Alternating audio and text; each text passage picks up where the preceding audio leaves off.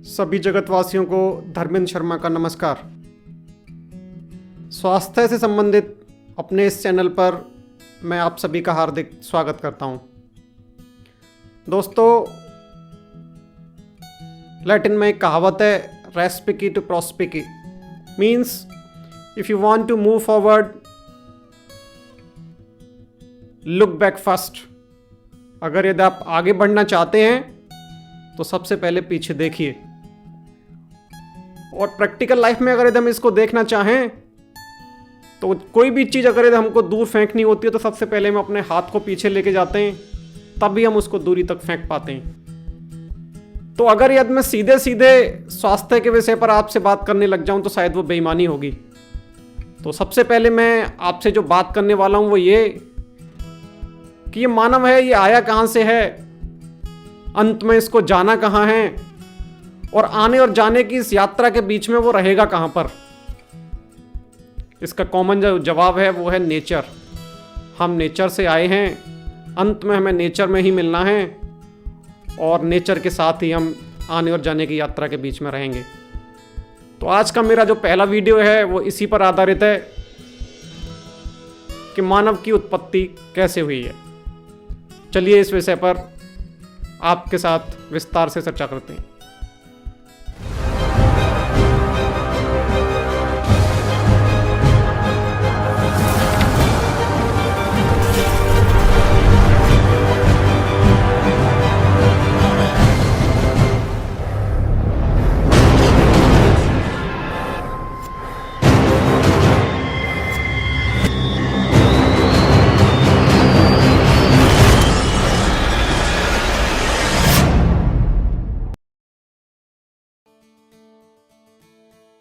दोस्तों, स्वास्थ्य और मानव जीवन के बारे में अगर यदि हम पहले बात करें तो उससे पहले हमें समझना पड़ेगा कि साइंस क्या है।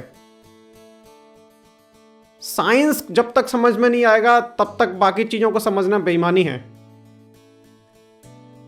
तो सबसे पहले हम साइंस की परिभाषा को समझते हैं। पुरानी परिभाषा है, मैरी क्यूरी ने दी हुई है कि science is measurement, measurement is science.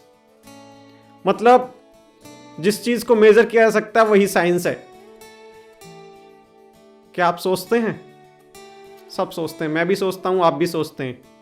क्या उसे आप मेजर कर सकते हैं? नहीं। क्या आप किसी से प्यार करते हैं? आपके घर में आपके बड़े हो सकते हैं, छोटे हो सकते हैं, कोई ना कोई किसी के साथ प्यार करता है। Can you major your love? Never. तो क्या ये अनसाइंटिफिक है दोनों? हमारी थॉट्स, हमारा प्यार, क्या ये दोनों अनसाइंटिफिक हो गए? नहीं। तो इसका मतलब क्या हुआ? इसका मतलब ये हुआ कि ये जो परिभाषा दी हुई है साइंस इज मेजरमेंट, ये पूर्ण रूप से सत्य नहीं है। हम जो कुछ भी आजकल पढ़ रहे हैं ना, वो सारा का सारा, मैं सारा तो नहीं कह सकता, उनमें से ज्यादातर ऑब्सोलीट हो चुका है।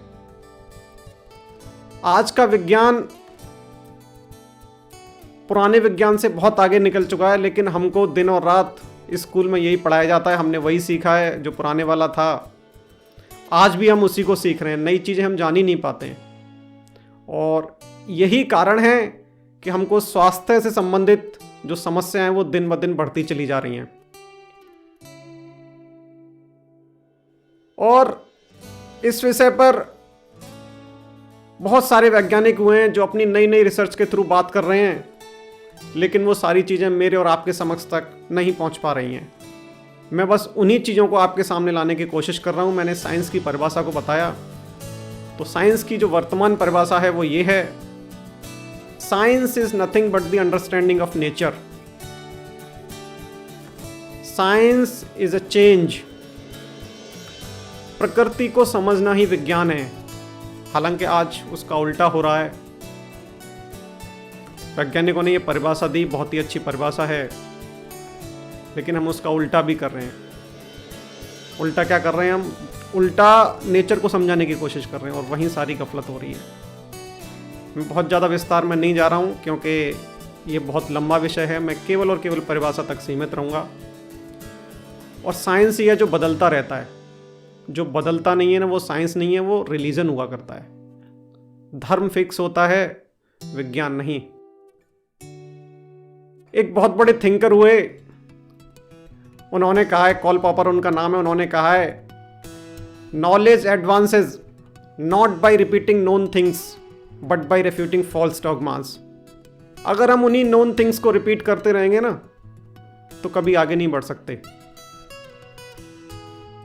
और पुरानी चीजों का हम खंडन करके नई चीजों को लाते रहेंगे तभी विज्ञान आगे बढ़ता है। तो जो पुराना विज्ञान है वो बहुत टाइम पहले जा चुका है। मैं एक उदाहरण से आपको बताता हूँ।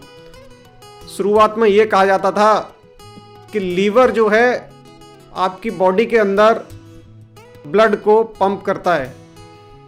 बहुत टाइम तक ये रहा, लेकिन फिर एक वैज्ञानिक आए, उन्होंने बताया कि नहीं, लीवर नहीं, वो हार्ट होता है। तो अगर यदि उनकी ही बात को सत्य मान लिया जाता तो आप सोचिए कि विज्ञान, मेडिकल साइंस आज कहाँ पर होता। तो कहने का मतलब यह है कि साइंस की जो वर्तमान परिभाषा है वो बिल्कुल सही है। Science is change. अब साइंस की परिभाषा से आगे बढ़ते हैं और जानने की कोशिश करते हैं कि मानव जीवन की उत्पत्ति हुई कैसी है, जीव इस दुनिया में आया कैसे है। तो इस संपूर्ण ब्रह्मांड में माना यह जाता है कि जीवन केवल और केवल पृथ्वी पर संभव है। और पृथ्वी की एज के बारे में हम जानने की कोशिश करते हैं तो पता लगता है कि 4 बिलियन ईयर से ये पृथ्वी है।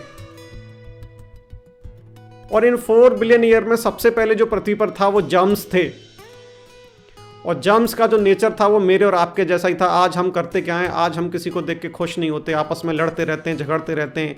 हेट एंड जेलसी, ये उनकी एक बहुत ही डेवलप्ड हैबिट थी, और ये हैबिट उनको आपस में लड़ाती रहती थी। हजारों साल तक वो जर्म्स आपस में लड़ते रहे, और एक स्थिति ऐसी आ गई जबकि वो बिल्कुल ख़त्म होने वाले थे। जब ख़त्म होने वाले थे तो उनमें से कुछ समझदार जर्म्स थे, वो आपस में बैठे, बोले इस तरीके से तो हमारा अस्तित्व ही ख़त्म हो जाएगा।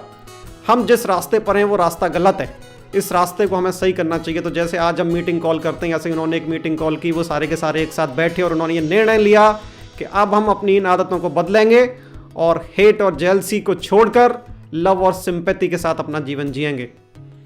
उन जर्म्स ने डोनेट करना शुरू किया, एंड दे डोनेटेड और अल्टीमेटली उन्होंने एक न्यूक्लिएटेड सेल बनाया। जानते हैं उस सेल का नाम क्या है? उस सेल का नाम है जाइगोट। वो न्यूक्लिएटेड सेल जाइगोट उन्होंने बनाया। अब जानते हैं जाइगोट होता क्या है? जिस दिन एक जीव एक माँ के गर्भ में पहले दिन आता है तो जो सेल बनता है उसको हम जाइगोट कहते हैं। जाइगोट जिसका वजन अगर आप जानना चाहेंगे तो उसका वजन होता है 0.0000000000001 ग्राम। आज आप अगर उस वेट से लेकर आज 60, 70 या 80 केजी के आप हैं तो आप सोचिए कि कहाँ से कहाँ तक का सफ़र आपने तय किया है। वो जो सिंगल सेल है जाइगोट, वो हमारी बॉडी में डेवलप करता है, डेवलप करते जाएगा और 9 महीने के भीतर हमारा पूरा शरीर बनता है। जब हमारा पूरा शरीर बन जाता है तो आप जानते हैं कितने सेल्स होते हैं? 120 ट्रिलियन सेल्स की हमारी ये बॉडी बनती है। और हर सेल अपने आप में एक ह्यूमन बीइंग होता है। जो एक हम और आप इंसान कर सकते हैं ना, वो एक सिंगल सेल कर पाता है। उसके पास अपना डाइजेस्टिव सिस्टम होता है, नर्वस सिस्टम होता है, रेस्पिरेटरी सिस्टम होता है। मतलब ये कि जो कुछ भी हम कर पाते हैं वो एक सिंगल सेल कर पाता है। और जब हम आमने सामने खड़े होकर बात कर रहे होते हैं तो हमें ऐसा लगता है कि हम एक सिंगल एंटिटी होकर सामने वाले से बात कर रहे हैं, लेकिन सच ये नहीं है। सच्चाई ये है कि 120 ट्रिलियन सेल्स इस ह्यूमन बॉडी के एक सामने वाले की 120 ट्रिलियन सेल्स के साथ बात कर रहे होते हैं। और जब वो हार्मनी में होते हैं तो हम कहते हैं कि हमारा उसके साथ में बड़ा अच्छे विचार मिलते हैं। खैर अभी उस पर नहीं जाते, केवल और केवल मानव उत्पत्ति पर रहते हैं। हमारी बॉडी में एक for every human cell there are 9 germ cells. समझ रहे हैं आप मेरी बात को?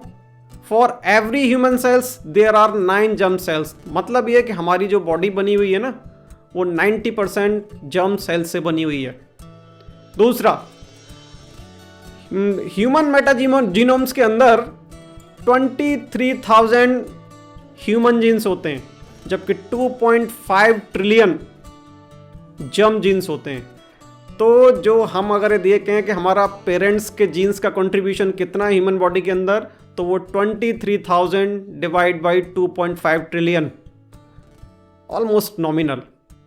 तो जो लोग ऐसा समझते हैं ना कि हम इस दुनिया में जो आए हुए हैं वो अपने माता पिता के द्वारा आए हुए हैं, नहीं, हम माता पिता के थ्रू आए हुए हैं, केवल माता पिता के थ्रू आए हैं हम उन जर्म्स की वजह से, उन जर्म्स का कंट्रीब्यूशन है। अगर यदि उन जर्म्स के साथ कुछ गड़बड़ होता है तभी हमारी बॉडी के अंदर बीमारियां आ जाती हैं। तो अल्टीमेटली मैं जो कहना चाहता हूं वो ये कि हमारा जो आज की हमारी थ्योरी है वो ये है कि जो ह्यूमन का जो एवोल्यूशन है वो एवोल्यूशन एनवायरमेंटल है, जेनेटिक नहीं है, वो जीन्स पर आधारित नहीं है। Evolution is based on environment. तो आपको और मुझे आज ये डरने की ज़रूरत नहीं है कि जी हमको ये जर्म्स की वजह से ये प्रॉब्लम हो गई, जर्म्स की वजह से वो प्रॉब्लम हो गई। हम जर्म्स की वजह से ही आज जिंदा हैं, न कि जर्म्स के आने से या जर्म्स के हमारी बॉडी में कुछ अटैक करने के साथ में। उनका कभी डिसबैलेंसिंग नहीं होना चाहिए। दूसरा ये कि अगर ये दिन की डिसबैलेंसिंग हो जाती है, लगातार हम लोग कुछ दवाइयाँ खा लेते हैं जिनकी वजह से हमारी बॉडी में कुछ कमियाँ हो जाती हैं, तो आपको मैं एक उदाहरण के द्वारा बताता हूँ कि अगर यदि हमने वो दवाइयाँ खाई और उन जर्म्स का डिप्लीशन हो गया और उस वक्त हमारे गट में कुछ इन्फेक्शन हो गया, तो पता है ट्रीटमेंट क्या है? Faecal transplant. And the best faecal is mother faecal. उसको आप डाल दीजिए, आपका इम्यून सिस्टम बहुत अच्छा काम करने लगेगा। तो अब हमें इस बात से बिल्कुल डरने की ज़रूरत नहीं है। डॉक्टर्स के पास हम जाते हैं, डॉक्टर अगर हमसे ये कहता है कि आपको डायबिटीज है, हाँ आपके पिताजी को भी थी क्या, अरे फिर तो आप बहुत बड़ी प्रॉब्लम में आ गए। नहीं नहीं नहीं, ऐसा नहीं है। आपको आज मैं एक ये महत्वपूर्ण जानकारी दे चुका हूँ कि human evolution is environmental not genetic. दोस्तों, इस वीडियो में जो मैंने आपको जानकारी दी है, जिसमें कि जर्म्स ने डीएनए डोनेट करके फर्स्ट न्यूक्लिएटेड सेल जायगोट को बनाया है, और दूसरा ये कि एवोल्यूशन इज एनवायरमेंटल, इस आधार पर जो पुरानी थ्योरीज थी लेमार्क्स और डार्विन की, उन दोनों को मेडिकल साइंस बहुत पहले नकार चुका है। उस थ्योरी को, ये हमारा और आपका दुर्भाग्य है कि आज भी हमारी टेक्स्ट बुक्स में पढ़ाया जाता है। उस थ्योरी के आधार पर हमें पढ़ाया जाता है कि पहले हम वो मछली थे, सांप थे, बंदर थे, और उसके बाद में हम इंसान बने। बिल्कुल गलत। लेमार्क और डार्विन की जो जीन्स आधारित थ्योरी थी वो मेडिकल साइंस ने बहुत पहले नकार दिया है। आज के वीडियो में जो मैंने आपको जानकारी दी है वो 2 किताबों के आधार पर दी है। ये मेडिकल जगत की बहुत ही पॉपुलर किताबें हैं, और आज के जितने भी साइंटिस्ट, डॉक्टर्स हैं जो अपने आप को टाइम टू टाइम अपडेट रखते हैं, वो इन बुक्स को हमेशा पढ़ते हैं। मैं उन दोनों बुक्स का आपको रेफरेंस देता हूं। अगर यदि आप और अधिक पढ़ना चाहते हैं ह्यूमन एवोल्यूशन के बारे में, तो आप इन दोनों किताबों से पढ़ सकते हैं। मैं इन दोनों किताबों के नाम बताता हूं। पहली किताब है biology of belief by doctor Bruce Lipton, और दूसरी किताब का नाम है germs are us by Melvin Benard. ये दोनों बहुत ही अच्छी किताबें हैं, आप चाहें तो इन दोनों किताबों को पढ़ सकते हैं।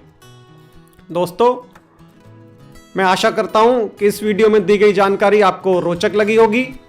अगर यदि आपको मेरा ये वीडियो पसंद आया है तो इस वीडियो को आप अपने दोस्तों के साथ शेयर अवश्य करें, और मैं बहुत बहुत आभारी रहूँगा अगर यदि आप मेरे इस चैनल को सब्सक्राइब करते हैं। तो आपने धैर्यपूर्वक मुझको सुना, इसके लिए आप सभी का बहुत बहुत धन्यवाद।